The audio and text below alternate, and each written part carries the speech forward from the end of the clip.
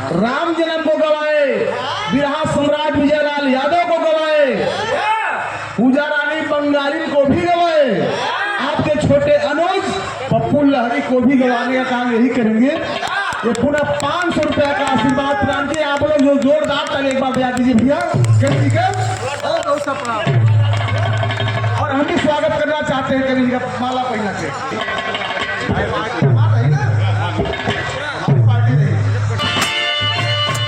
मनोज भैया करीब बहन बीपीएल के भी देखा वालों हमके भाई आशीर्वाद दिया वालों। राजन भैया जवन राह बाबा साहब गईल है बताई,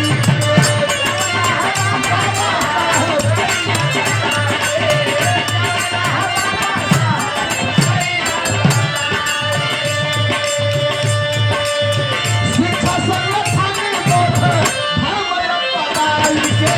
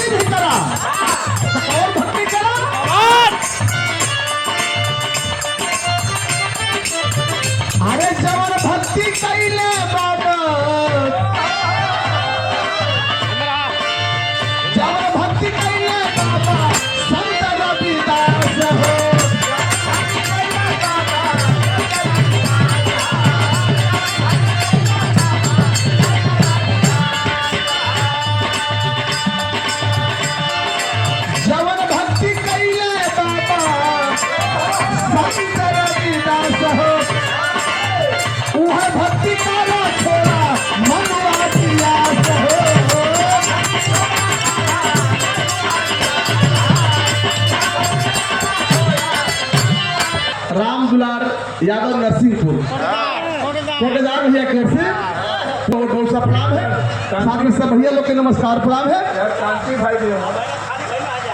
अरे भाई सब यही तो कि यहाँ जरूरत पर अभी खुला हम 200 पुरस्कार बहुत सा प्रणाम, साथ में सब भैया लोग के नमस्कार।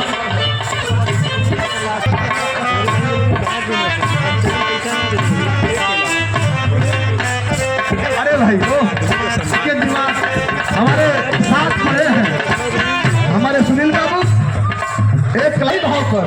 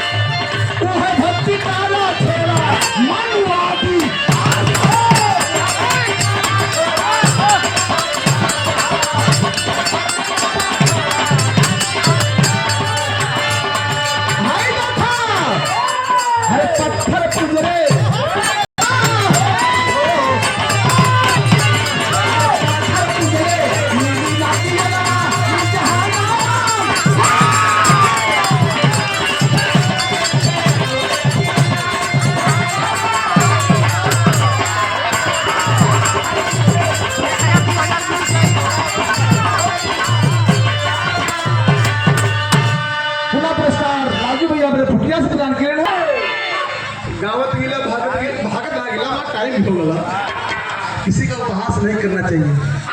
गावत गा रहे गा के कम से कम रुका, हमने पूरे का समय देनी है। बिहारी गणेश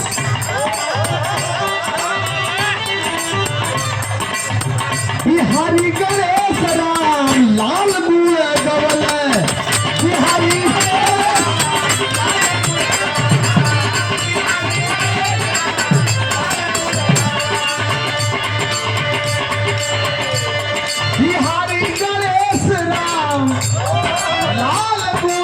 चंद्रिका चरनिया के रामदेव पवन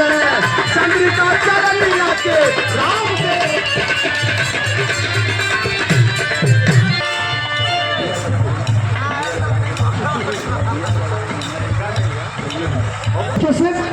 पुरस्कार प्रदान के लिए बहुत बहुत सा भैया के प्रणाम है, साथ में सब भैया लोग नमस्कार प्रणाम है।